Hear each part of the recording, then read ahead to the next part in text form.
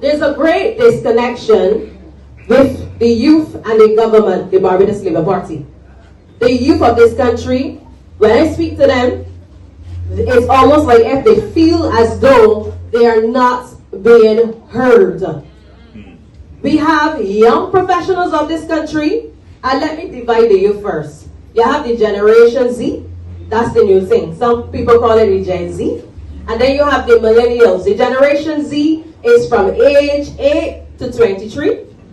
Then you have the millennials that, like myself, the millennials like myself, that come within the age group of 23 to say 35 years old, right? Now, young professionals are coming out and we are not having the careers that we are looking for. We need the opportunities and we need the government to step away from the traditional view that, you know, I'm a lawyer, but everybody got to be a lawyer or a doctor or an engineer. We have some young people who love video games. Yes. And, you know, some parents now, I don't want you to beat the children when you see them on the video game, because right now, you can have video game programmers.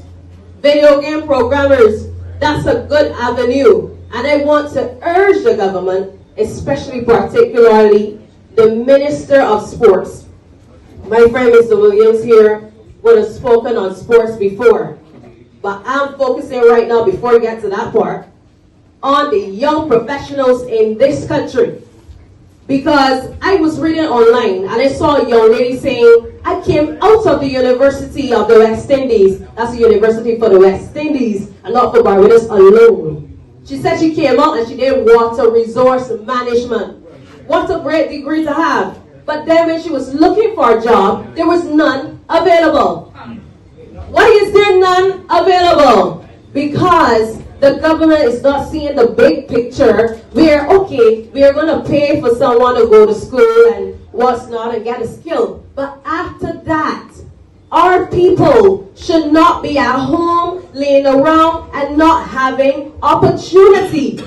This, my people of Barbados, is what leads to migration. This is what leads to, as my learned friend here said, brain drain. That's why empowerment is so important. Youth empowerment is so important, so that then we could build up the youth, so that I could be in my house at home and I could still find a job online working for the USA. We as a nation focus on academics. We do not provide the opportunity for persons who may not be interested in that type of education.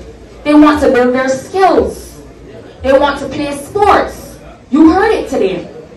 But yet still, we have an infrastructure and a system that does not recognize the needs of different type of students. Everything in Barbados is evolving. Everything is upgrading. But yet when you look at a classroom, 40 years ago, it looks the same that it did today. True. Why? You are saying as a government, we ain't got no money. We can't do everything. But you are spending money on a lot of... You are spending money on things that make no sense. You are focusing on beautifying Barbados, but not at what really builds a nation. It's like putting on cologne or roll-on a dirty person. It makes no sense.